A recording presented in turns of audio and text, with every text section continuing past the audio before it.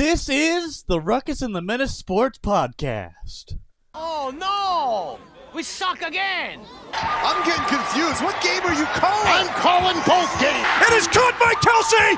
Touchdown! Kansas City! I need 3 of those things, baby. We ain't done yet. We ain't done yet. You like that? You like that? I like that. Ladies and gentlemen, welcome to the Ruckus and The Menace Sports Podcast. This is episode number 151.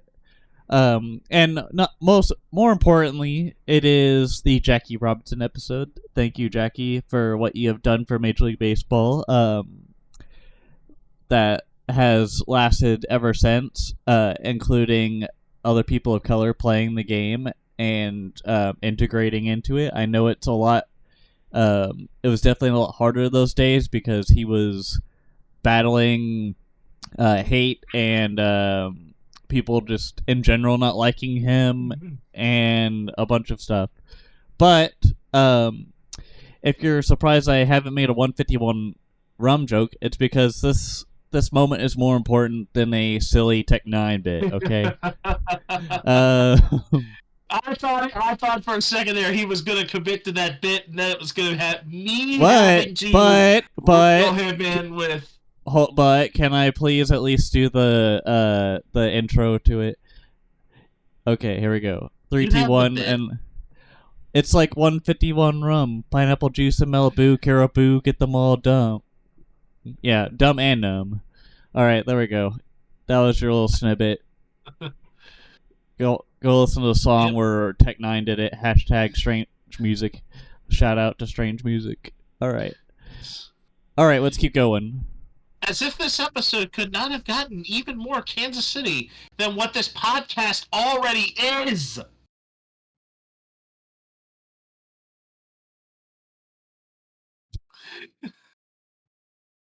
I added some Commander stuff in there too. Don't you get mad at me. But I digress. But I am Spenace the Menace, and obviously our Kansas City compadre in arms here of Ruckus is on his thing. Just keep rolling. Have you seen all? Do you see all of this? No, I'm just kidding. So in this episode, we will have the transaction log. We'll talk some WNBA draft and whatever other stuff for the channel housekeeping. Our good, bad, and ugly that we do every episode, or really almost every episode. And then our high heat where we talk about the play-in games for the NBA playoffs. Whoop-de-doo! Don't care. Color commentary, we're going to be talking about the Nike City Connects. And we'll get into the theme for it this week. And then our Stud and Dud of the week. The Stud and Dud's very interesting this week. You should definitely stay tuned. All right, Spenace, what do we got for the transaction log? Well, the biggest thing happened Monday night as Paige Beckers, after winning the national championship with the UConn Huskies, has become the top WNBA draft pick to surprise of absolutely nobody, and will now be a member of the Dallas Wings.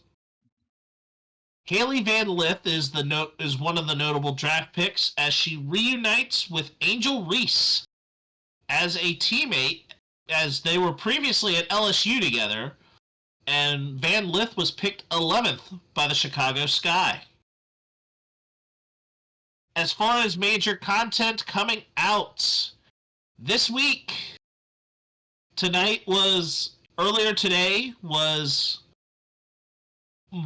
Spenace's call-up in Road to the Show to AAA, but you still have, and Redbird Restoration is still in full swing, and so is Strike 2 the Venom.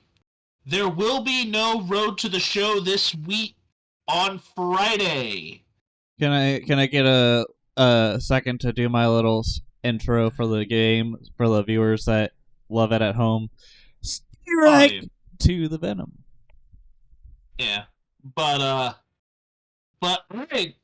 am 100% grateful for all of the support, especially on the road to the show side of it, because I was not expecting it to go the way that it did. Also, College football, I wasn't. college football Road to Glory definitely, it was not as much. I was The gonna Dynasty stuff say. got a lot more. I was gonna say, Strike to the Venom. I was surprised to get 20 views on a standalone video like I did, like that, just out of the gate. Thank you guys for that, and also thank you for supporting Spenace. I did not mean to cut you off. That road to the show, just I was not expecting the beginning of that to go just completely the way that it did. and to God be the glory for that. But we are still in a great process so far with the series at large. There is a nice long stretch of AAA coming up, so don't be surprised if it's going to take a little bit to get further up on the climb. But I plan to get there. I promise. This series does not have a definitive end, at least on its run. Redbird Restoration will have a definitive end, which is the World Series, and then there is another March to October potentially going on, and the biggest thing that I am going to say is that I am excited for this next March to October that I'm going to do, because it is a 30-year anniversary of a specific major event in this team's history. That is the only hint I will give you for this episode. I am sure that in the comments, hopefully, that somebody will be able to know exactly where I'm going. And I think one of our major and another clue specifically on Ruckus, one of our major friends within a friend group that we have amongst this community is going to love that I've chosen this team.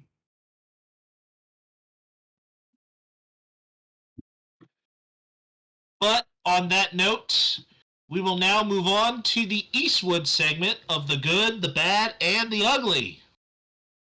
All right, here we go. Alrighty, so the good in sports this week. Do you want me to just roll it off? Roll with it, because I also thought this was the really good in sports this week. Man, if How It's Made doesn't put a grown man or a my grandpa to sleep, then golf surely definitely does. Rory McIlroy winning a green jacket and completing his career Grand Slam. I'm happy for the dude. I don't really watch golf, as you could tell by my sarcastic joke that I just implemented like literally a second ago. Good for him. I mean, it's a big deal for golfing, especially. It's like kind of like it feels to me like the Daytona 500 a little bit. Yeah. 2025 has so far been a highly productive year for Rory McIlroy. TGL got off the ground, and that had some interesting appeal. He now goes and wins the Masters. So I think this has been a good. If this is one of those guys that has had kind of one of those, like a male athlete of the year or like major athlete of the year for something in 2025, Rory McIlroy is right now looking like he is, at this point, we're about 3.5 months into the year. Rory McIlroy is becoming that guy so far.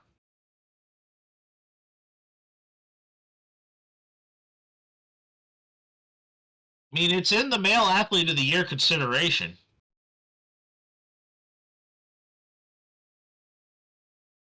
All right, we ready for the bad? Yep, and this is I know you guys seem to get very, very annoyed whenever we have to mention anything about the University of Colorado anymore.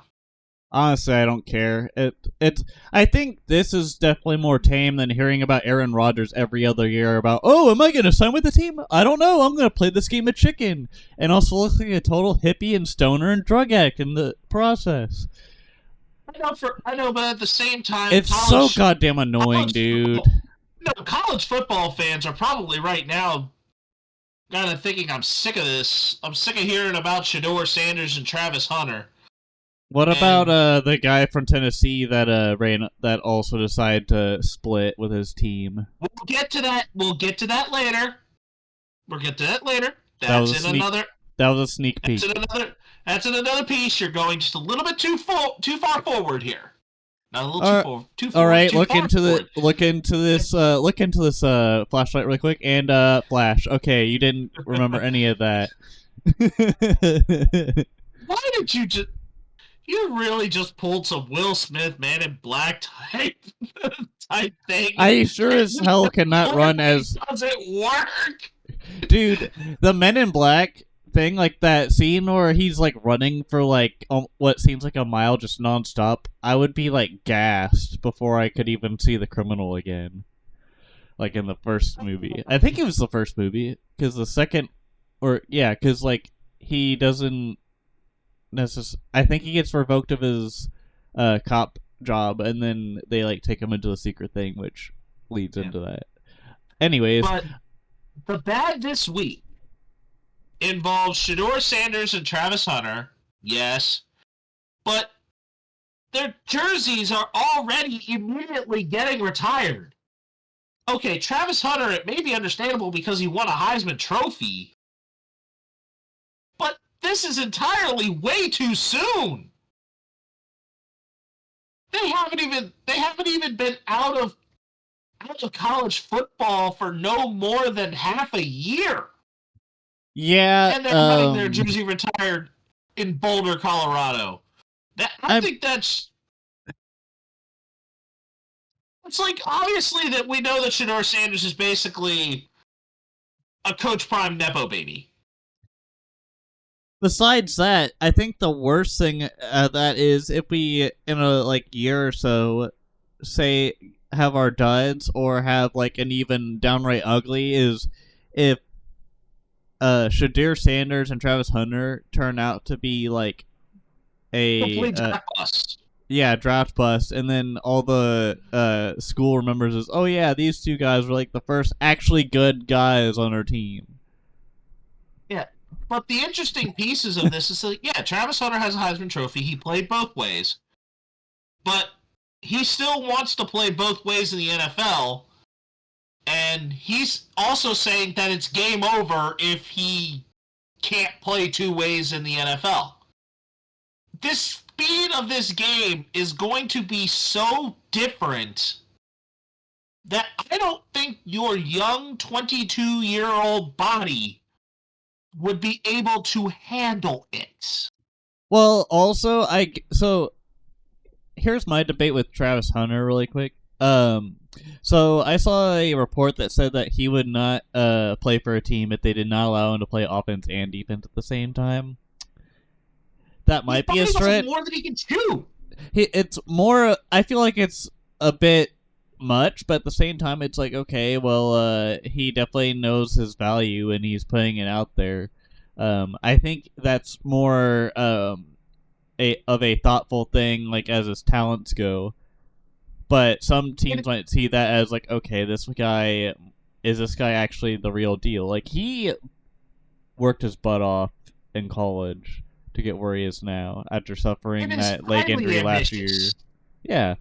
With Shedeur Sanders, he doesn't give a shit. His dad is worth like so much money. Those Geico commercials, that's like Shadeur's allowance if it wasn't for the NIL deals.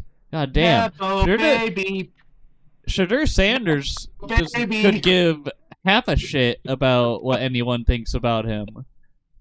If he actually cared about the next level, he probably should have been in the draft instead of or not draft, the combine. Like he should have been playing in the combine like everyone else.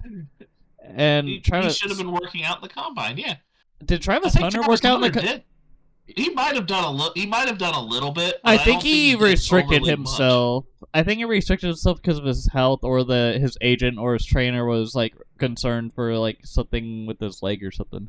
But again, I would rather. That's why I say Travis Hunter is the better out of the two. Like at least for being retired, but Shadur, like you can really F off. You could kick dust. But still, it's not even 6 months. Most players that even get their jersey retired in college football, it's like or 10 any years. Sort of sport. Well, Caitlin Clark got hers quick, but I think Caitlin Clark's was much more warranted over a longer standing career. Travis Hunter, he had only been in Colorado 2 seasons. Yeah, Caitlin and Clark was in Iowa all 4.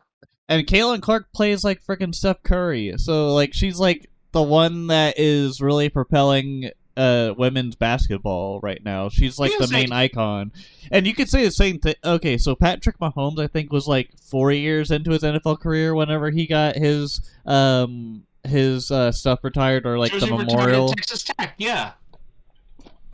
Actually, I think it was even longer. I thought it was more like 5, but I thought it was like 4 or 5 years. It was probably the year after or like the year leading up to us winning the first Super Bowl. Probably is my guess, or when he got his Super Bowl MVP. I don't remember. No, or not Super Bowl MVP. I think it was his MVP season. It was done in quarterback. It was done in quarterback.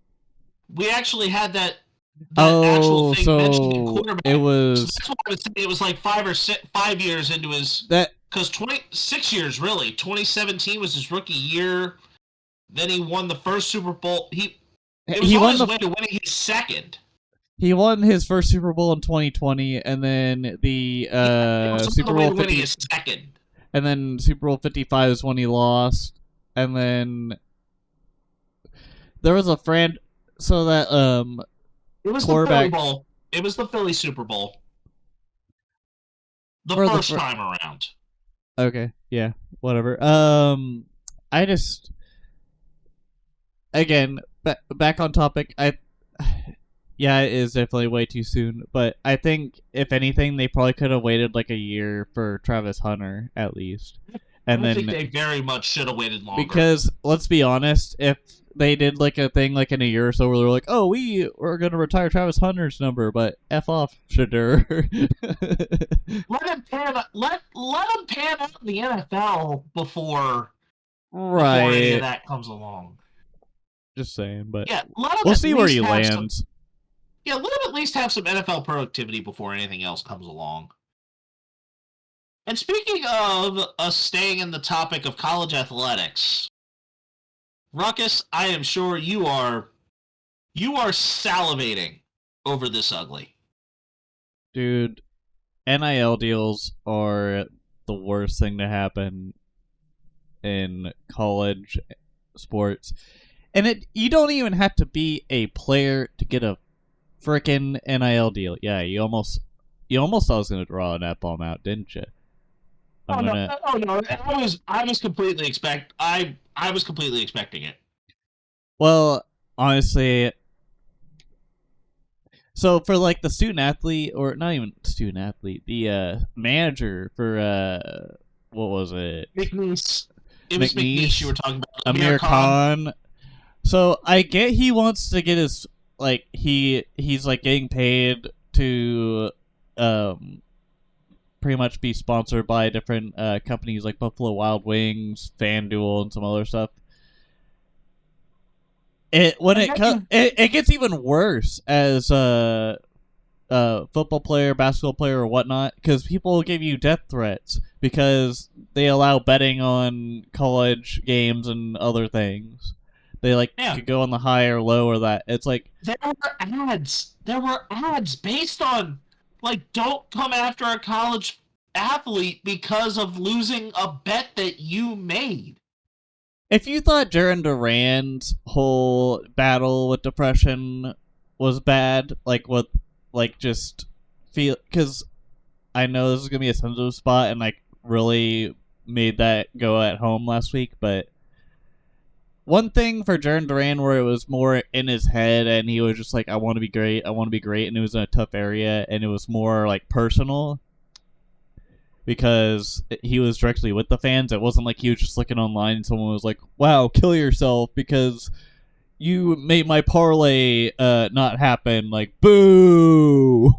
And I'm just like, okay, buddy, like, maybe you have a problem and you shouldn't, like, that's like...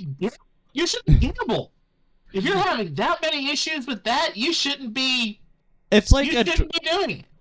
It's like you should be doing it anyway. It's like drinking and then...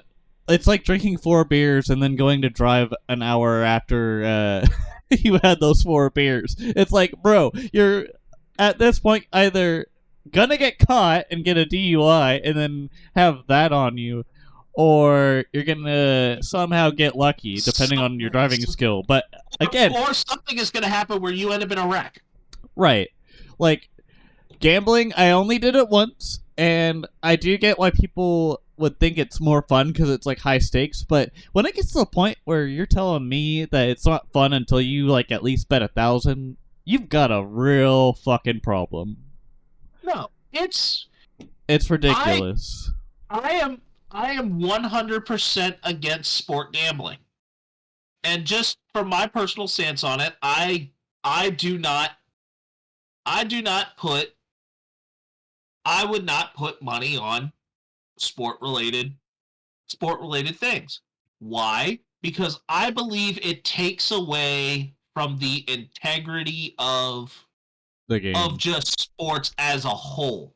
We are in here because we are enjoying sports and the game inside what sports is. Yep. And for me personally, it's like, okay, if I'm making like my wagers for that, it's like, oh, if this is coming along, it's like, okay, I would make playful wagers with a former coworker over Commanders Eagles games. It's like loser wears opposing team's colors. We've had that happen. I think so. It's also really annoying when you hear about players betting while they're doing something that's against the rules. That shit's really annoying. That's more annoying.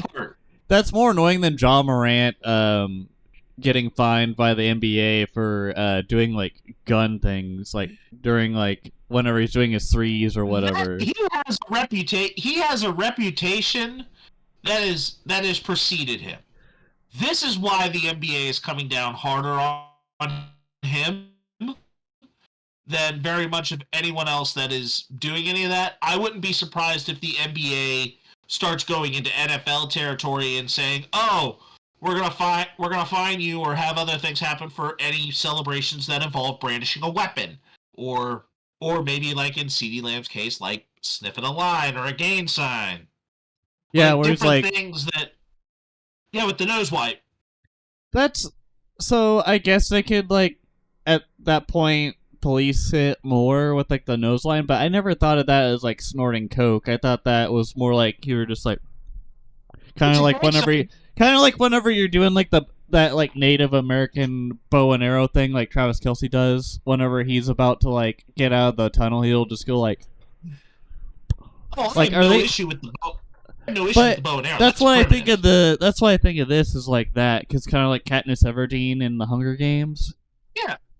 That's what I was thinking. I wasn't thinking blow. Like. Oh yeah, it's primitive.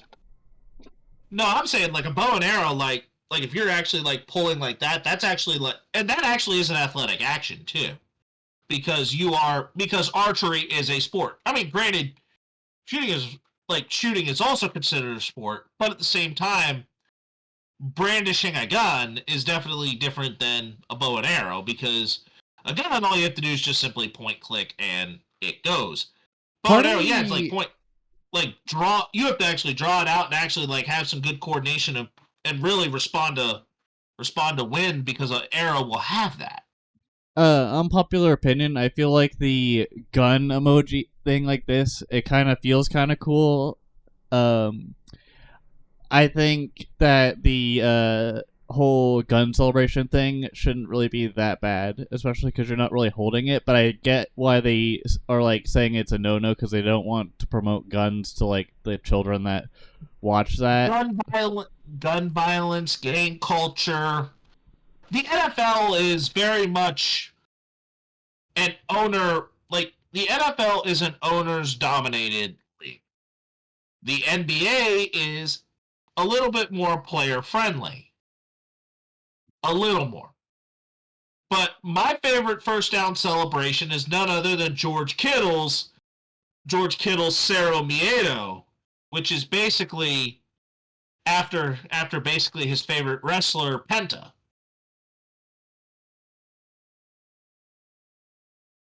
But also, with that digression aside, we were talking about the Tennessee football player. It's like, now you're dealing with contract disputes in college athletics for NIL deals that is resulting in players just saying, bump this, I'm going to the transfer portal. I'm out of Tennessee with that quarterback. And that quarterback was really good. It's the SEC, the best conference in college football. And you squander a great opportunity at a top-ranked school in Tennessee because you're not getting your money?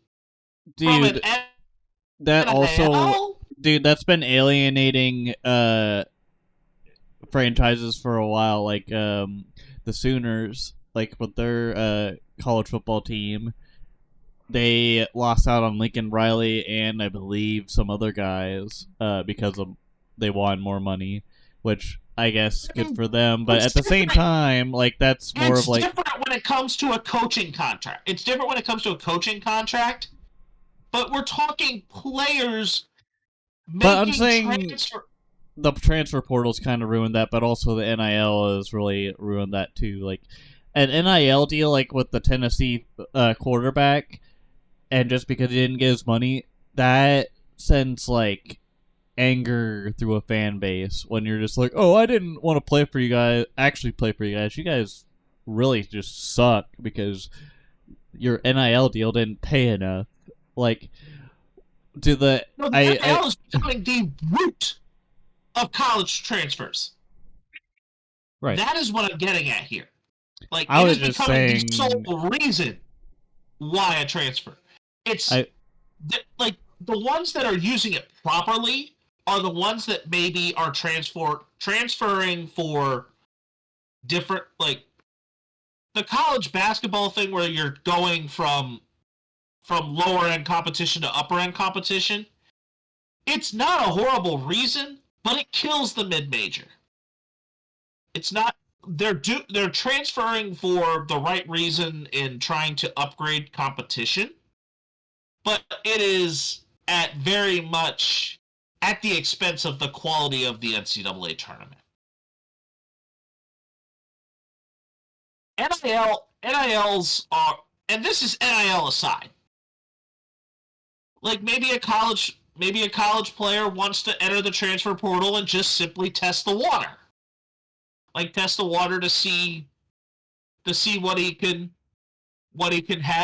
possibly can get in offers, but then eventually make a decision to stay. That's not a terrible reason.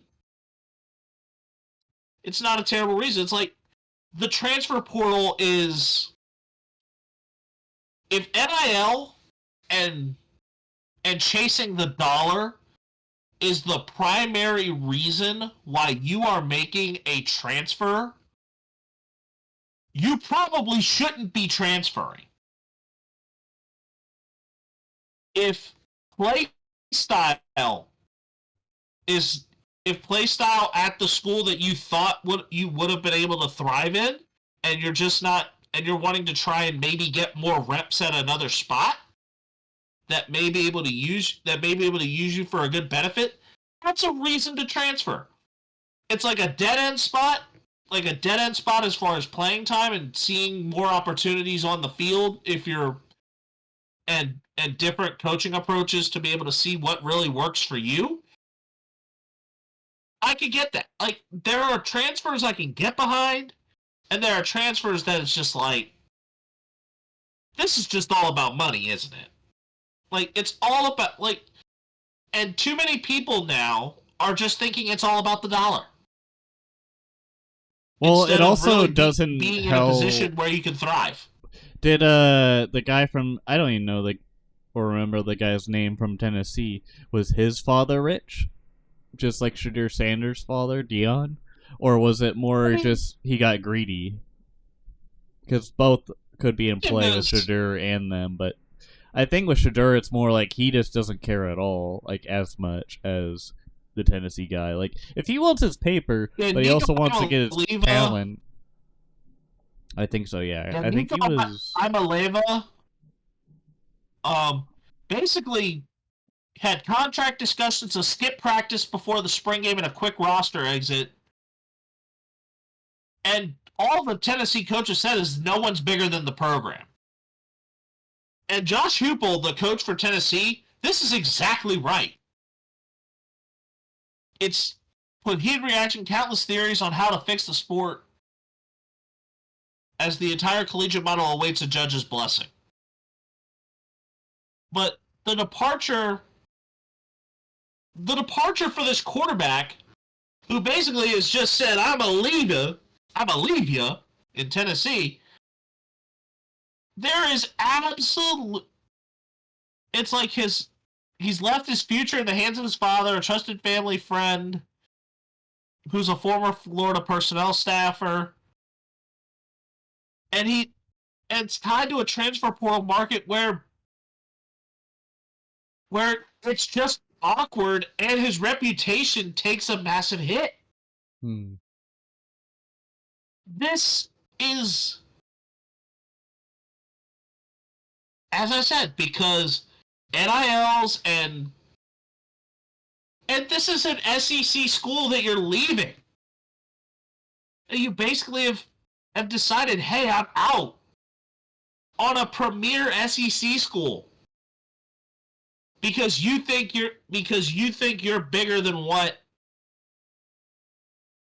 you are, and you were the starting quarterback at this school.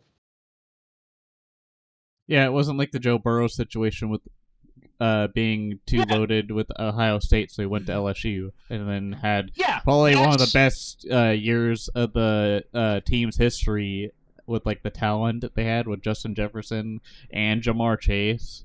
Like, Joe Burrow did it right.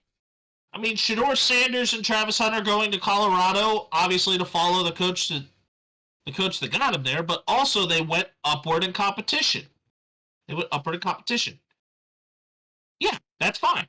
You can also use the transfer portal to, like, say maybe your quality is not quite there at that high level of competition, and you need to transfer to go downward to lower end competition before possibly finding a way back up.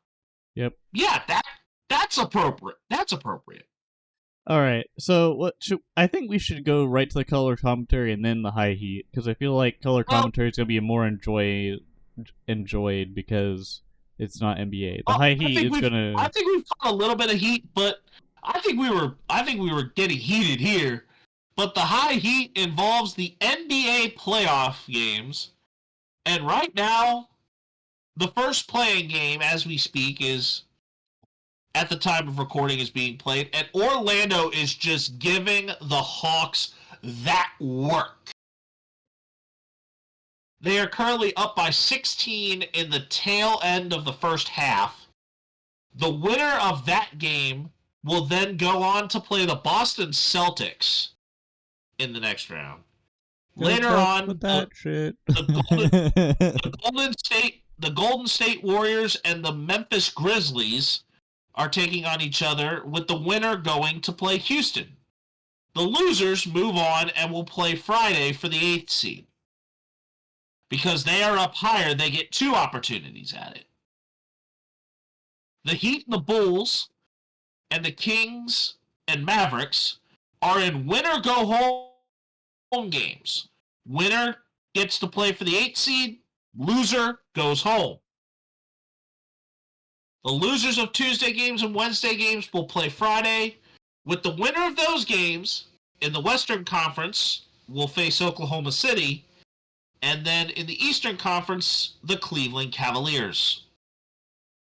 Next week, we'll get into the series ahead at hand, as some of those series will start on Saturday, as the Pacers and Bucks, Knicks and Pistons, Nuggets and Clippers, and Lakers and Timberwolves will kick off Saturday action.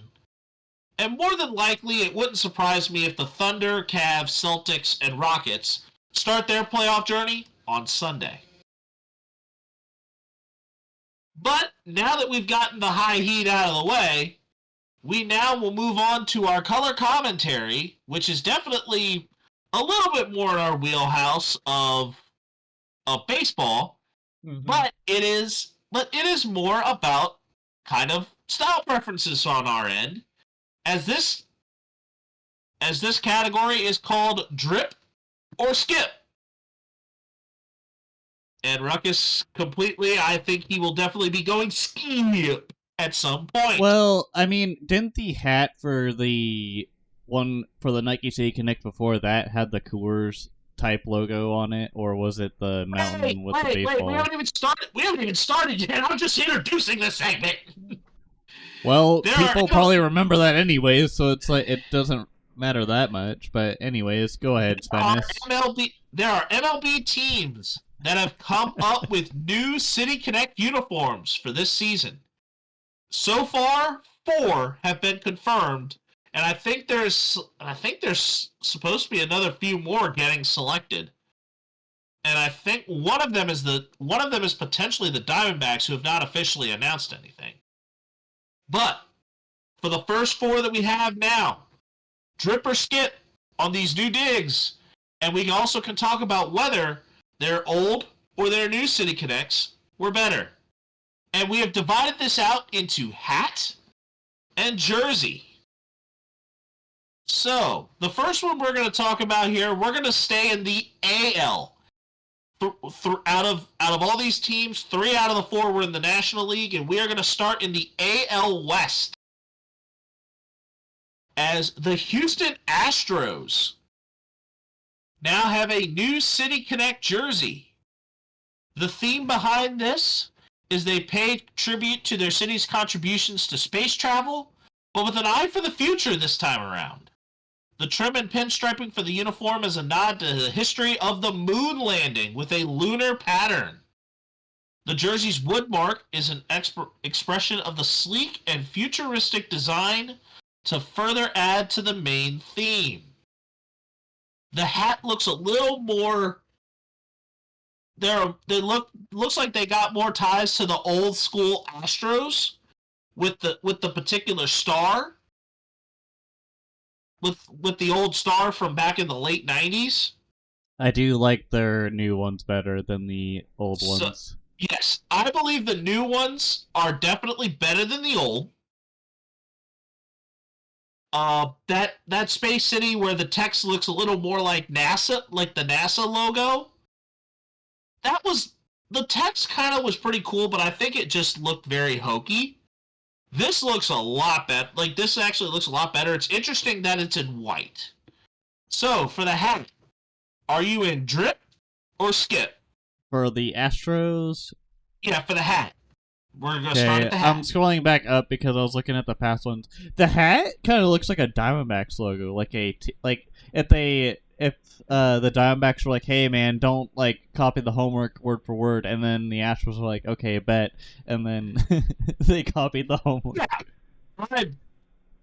I think the hat for me... But also, I get how it could also not look like the Astros logo because the star is like embedded into the A instead of a rattlesnake tail. Yeah, it doesn't look like the Diamondbacks. Yeah, I I am going to say for me, I think the hat, although I think that this uniform is overall better than the first attempt. I think it's a better attempt. It felt like they had some actual thought into it. Yeah, Whoever put the I Space think City one in there was definitely probably high on something.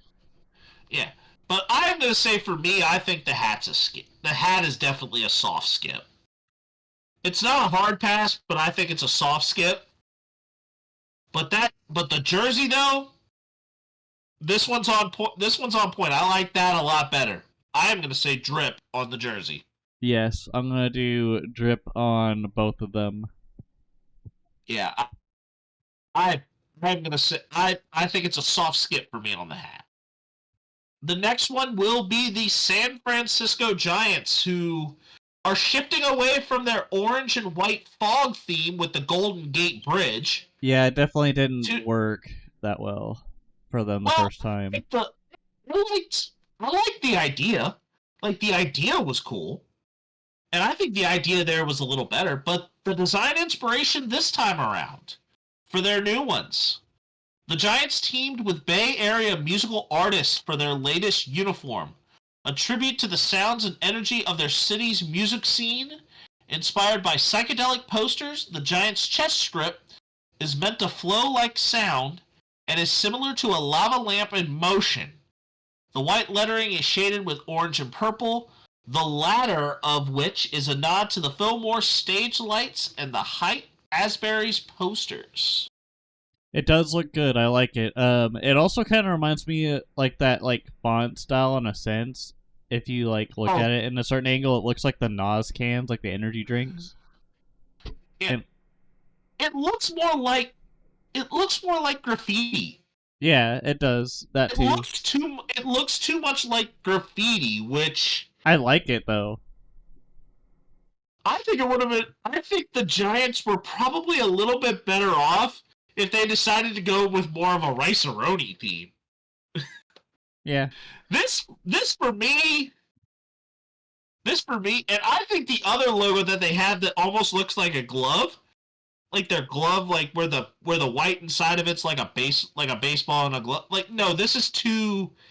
It almost looks like this thing is too trippy. I still think that this needs a redo. I think in both instances here, I am going to give it the old skip. I think either way, they both look kind of odd. I would rather have the graffiti look. I think the Golden Gate. This is a little better. Like, it's a little better in the concept with the graffiti. But I like the gold. I honestly, when you think of San Francisco, what are kind of the first things that really come to mind? Golden Gate Bridge. I mean, the Golden Gate Bridge is definitely one. But here's one for you that actually deviates a little bit from the colors. How about the California Gold Rush?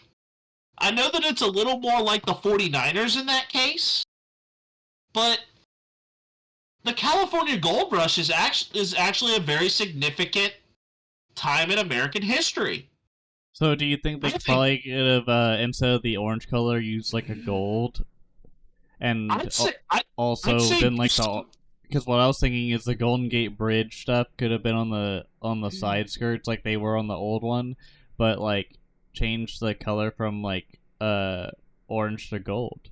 So that way it kind of is like a transparent art, because if you're trying to do like the fog thing, you could do it probably better that way. Yeah, but I think the California Gold Rush, is... That honestly should be a really cool theme for the San Francisco Giants to dive into.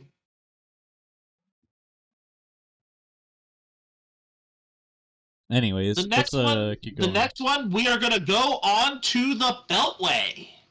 We're going to go on to the Beltway and talk about the Washington Nationals. The design inspiration here is that the Nationals pay homage to their place in the fabric of Washington, D.C., with multiple nods to the city. A new stylized W that surrounds the outline of the Capitol Dome is on the caps and the jersey patch. A popular element in the first City Connect look, the cherry blossoms flank both sides of the W. The city's grid in the tones of American denim is featured on the jersey. That sounds like a for this load of new baloney. Nationals look. So the new Nationals look, the concept of blueprints. Drip or skip? Skip. You should have kept the cherry blossoms. You pretty much could have just made this an alternative uniform and called it a day, but instead you decided to get all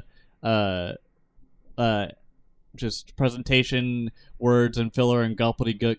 I don't buy it at all. I think it's a load of crap, and they should have kept the cherry blossoms because it looked better. And this is a disgrace. You pretty much copied This is what happens when you copy the homework of the Dodgers with their Nike City Connect. Instead of like the Life in the Fast Lane futuristic thing, you get this boring ass transparent light blue. Like, come on now. Someone could make this customly. The hat? I actually looked at the hat. The hat does not look bad. The hat is not terrible. The helmet that they show in this picture for the ESPN thing is okay, but I just don't care. Too. My point is, make it pop and make it meaningful. Kind of like what you were like saying earlier with like certain other jerseys and stuff. Like, come on, man. Like, get more creative with it. I mean, it's one thing to put out a Texas Rangers hat during spring training and then a bunch of people buy it because of a controversial thing. But come on. Like, be more creative. Think outside the box and do it in the right way. I'm going to admit that the jerseys, the Nationals' old ones were much cleaner. They were absolutely... I love the old look when it comes to the jersey. Oh. The new hat, I think if they would have stuck with the old jersey concept, with kind of staying very, very tied to the cherry blossoms, but then done this new look with the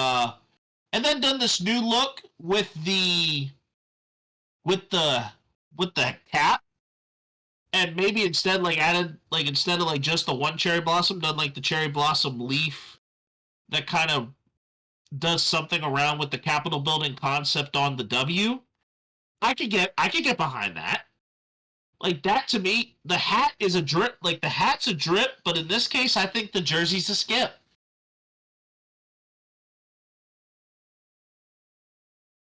And then the last major one that we can talk about for the new ones, and that is the Colorado Rockies. The design inspiration for that is Colorado sunrises and sunsets are at the center of the Rockies' latest design. This is probably my favorite one. The jersey numbers include a ripstop pattern on the numbers, a nod to the snowboard and ski industry. Colorado becomes the first team to debut the City Connect pullover jersey, similar to what MLB teams wore in the 90s. For me, I am personally going to say the pullover concept for a jersey is a skip. Everything else here, and yeah, I'm not a fan of like the giant purple on the Rockies like font. It grew on me just, for sure. Like it's growing on me, but I just didn't like that the hat didn't have that Coors like trucker style hat, whereas this one, it feels more like it's uniform with it. I think this is definitely a better look, and you still get that uniform. You also still get the Colorado uniform. You still also get the Colorado classic looking Coors Light theme on the patch on their left side, I believe, or right, wherever it shows. Everything about this, in a general concept, minus the fact that it's a pullover jersey, I like the buttons, is a drip. The polo, I'm just not a fan of the pullover jersey. I love the classic button-up baseball look. However, this hat is an absolute chef's kiss. It is really good. That's where Like, it grew on me, is for sure the hat. The hat is... It is one that I saw the hat, I showed it to my wife, and I was like, tell me this doesn't look good. And she's like, this looks good. Like, this looks really good. Like, which team is that? Like, which team is this? This is one that I'm not a Rockies fan, but this is one that I know that I would really want. Like, and I would genuinely want it, and I would genuinely want to wear it. That is how much I think I enjoyed the hat. The hat is an absolute chef's kiss. The jersey is a drip as well in its concept. This is probably my favorite so far.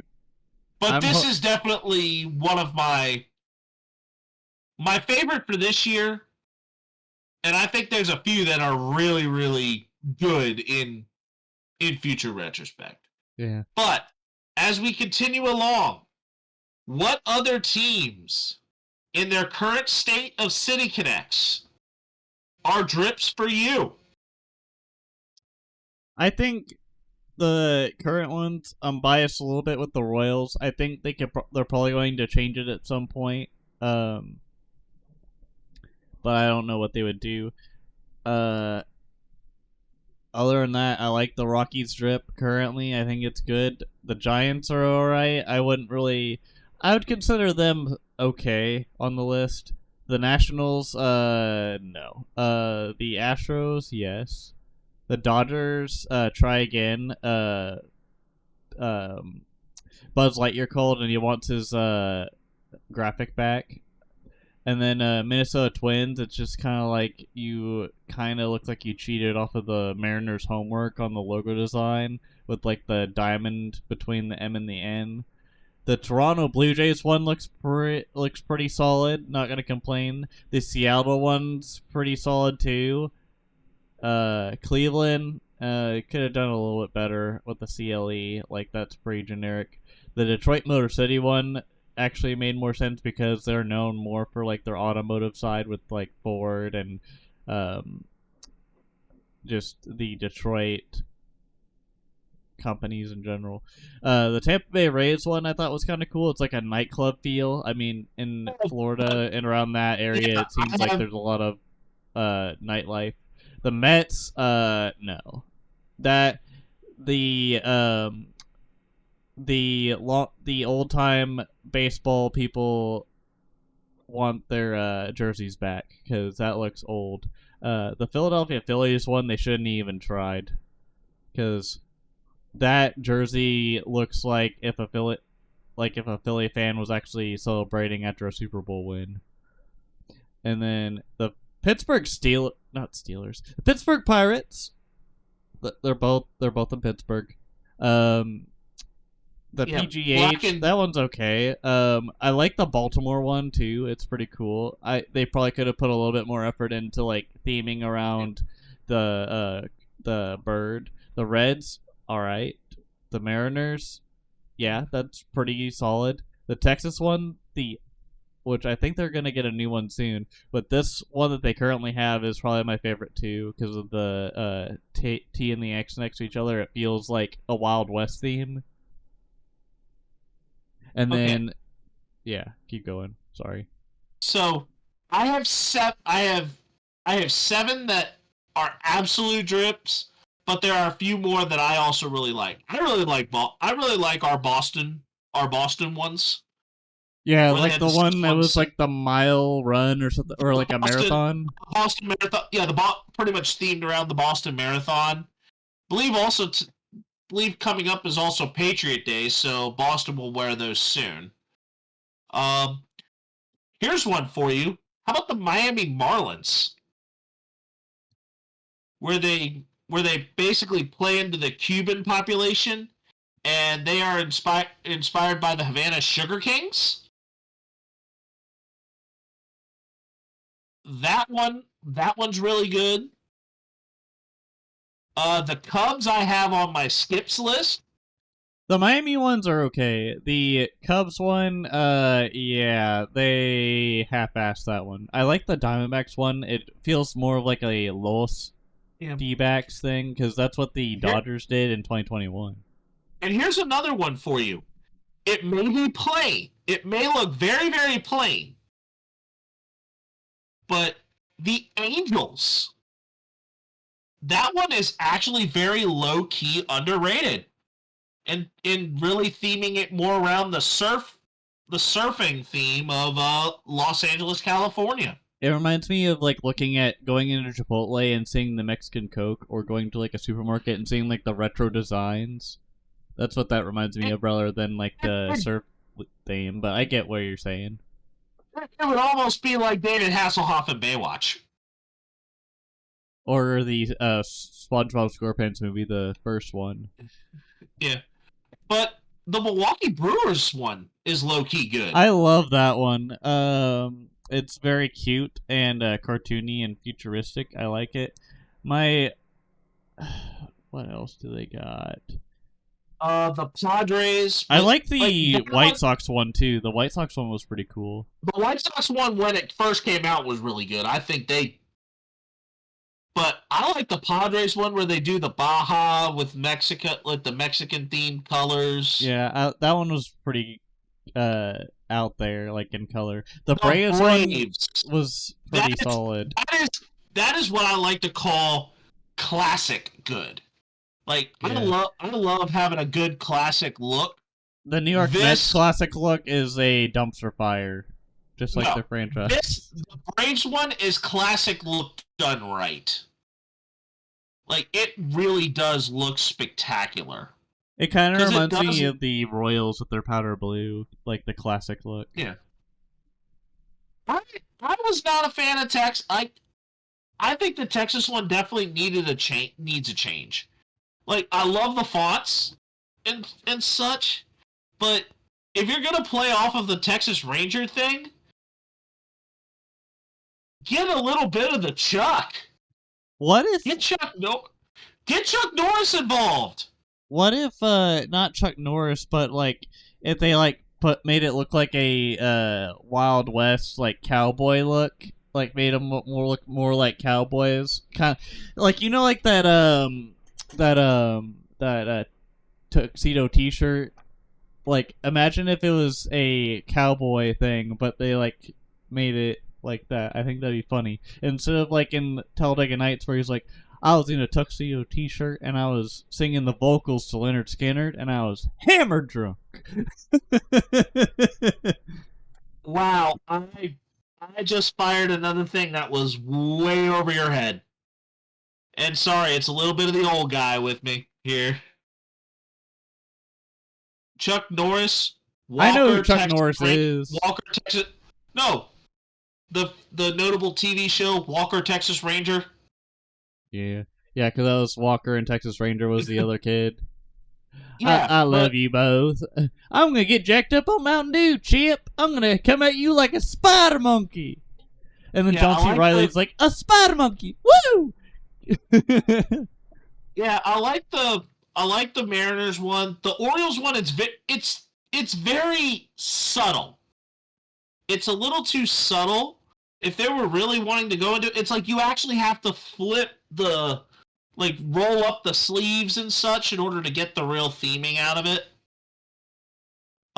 Yeah, the Mets one looks awful. The Tampa Bay Rays one looks good. The Cardinals ones are low-key underrated. I was just kind of like looking down at the screen, just like seeing what I saw, and then kind of like reacting based off of that. But and then the Dodgers just can't. They just cannot do a City Connect.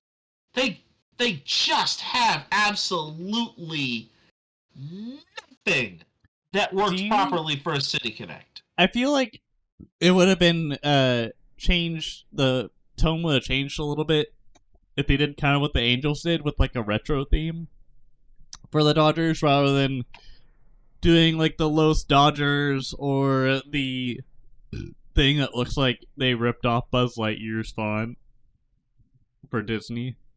Yeah, they weren't trying to go to infinity beyond, but instead, I'm sorry, I'm looking at this picture and Shohei Ohtani is in this looking like the Pillsbury Doughboy. I thought you were gonna say that, Buzz, we're not aiming. He's like, Buzz, we missed the truck. We're not aiming for the truck. And no, we're aiming for poking at Shohei Ohtani's stomach to make him laugh, like the Pillsbury Doughboy. Come on, live. Okay. So now it's just me being a complete menace here, and let's just go on and say that there's nothing new on the nothing new that wasn't on our bingo cards this week, and we can move on to our stud and dud of the week. Yay. Alright, so my stud this week, I have Miguel Rojas doing impressions of his Dodger pitching mates. This was the game where the Dodgers got, They were getting what? They got the shit kicked out of them, and then Miguel Rojas did what any other teammate would do at a time where your team is suffering horribly and you don't really want to waste bullpen talent. So what they do to have fun, because everyone there in the stands was hoping for a decent game and they didn't want their team to get walloped by the Cubs, which is known not really to really wallop people at their own turf. But anyways, so Miguel Rojas does a couple of cool things with these impressions. Not only does he kind of get into their stance, so for Roki, I think it was this, and then he goes and then at the last second he just kind of throws it haphazardly. And then with Kershaw, we all know how Kershaw does it. It's just it's a inhale, exhale. Almost like a yoga pose. And then he goes like that. And then for Yoshi Yakamoto, he did something weird where it was it almost looked like a ballet move, where it was it was almost kind of like that Bundle Salve commercial where he was the Bundle Salve with Aiden Hutchinson. Yeah, and he just goes, and I'm just and then the broadcast people were and I'm okay, whatever. That is what it is. But yeah, Clayton Kershaw, Yoshi Yamamoto, and Roki Sasaki were the players that he was imitating, and it was hilarious. And even my neighbor that lives across from me is a big Dodger fan. Shout out, Vincent. This was definitely a WWBPD moment. A what would Brett Phillips do moment. Brett Phillips balls. Because this just sounds like something that Brett Phillips would do. He's probably retired by now. Oh yeah, I think he's a free agent. He's definitely a free agent, but if you actually would have put Brett Phillips in this situation, it really does not sound unrealistic that he would have done this. Yeah. And then, so my dud now, we're going into the very deep depression that is Major Leagues, especially when it happens to a pitcher that has really not touched much of a baseball in the past probably couple of years now. You probably remember him a couple of years ago, and he was with the Baltimore Orioles. He suffered another setback on his arm with the Cleveland Guardians, which invested in him enough where they thought that he could be the potential of what he once was and gets over this hump, but he is not. He has suffered another setback on his arm and is going from the 15-day DL or IL to the 60-day IL. 60-day IL. And not looking good. Anyways, Spenace, take it over. Yep. All right, my stud this week goes to a player who is really thinking very beyond just his solid 18 years of age. And that is Cooper Flagg for making no rush in his decision about declaring for the NBA draft or choosing to stay at Duke for another year. Should he declare, he's likely going to be a number 1 overall pick and could very well have a long career in the NBA. However, if he stays at Duke for another year, Carlos Boozer's twin sons will be playing with him there. So, and plus it gives him an opportunity at a national championship. He's still young, so he still can develop his game there at Duke. And it more so just, he's really taking a good amount of time to weigh his pros and cons, which I think is it's a red very flag much- to go right into the NBA after losing a national championship. I think you have more to prove. It's he was too in a soon. Final Four, but it was in a Final Four. But Cooper Flagg, I mean, he gets a chance at, like, he'll get a chance at it. He'll get another shot at it if he chooses to stay. But I think the biggest thing is that he's only 18 right now. So I think he's got...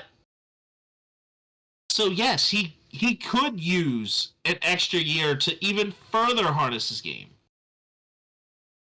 And yeah, he may be a number 1 overall pick now, but there's a lot of factors that really affect things. But I think with this not making a rush and taking time to reflect is something that sometimes even we in our late 20s and mid 30s seem to struggle to do. Yep, that is for sure. Now, my dad, on the other hand, nearly made the It Wasn't on Our Bingo card, but a trophy breaking, unfortunately, is something that normally that has had a bigger or a higher likelihood of happening over the last few years. And this time, but it was more so of who the trophy nearly broke.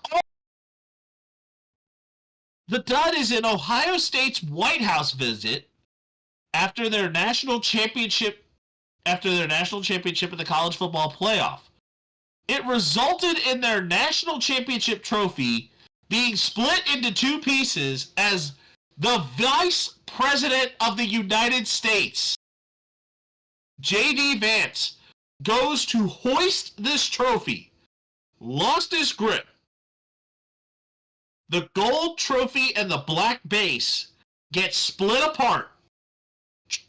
Ohio State running back Travion Henderson got the actual trophy portion, but the base fell to the floor. Oh no. So it was more so if it would have made the This Wasn't on Our Bingo card, it would have been because of who was holding it rather than so much the trophy breaking.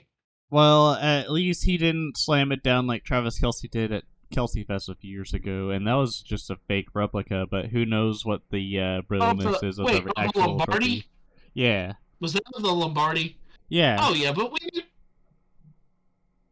I mean, it's better than obviously some of these people, like with the Stanley Cup. Like you know, like so many people are like drinking out of that cup. Yep, and it's been around a long time. All right. Speaking of long times, this time has come to an end. This is I am Ruckus, always causing a ruckus, and I'm Spenace the Menace, and we'll see you guys. We'll see you guys in episode 152 next week, probably. Anyways, see ya. Deuces.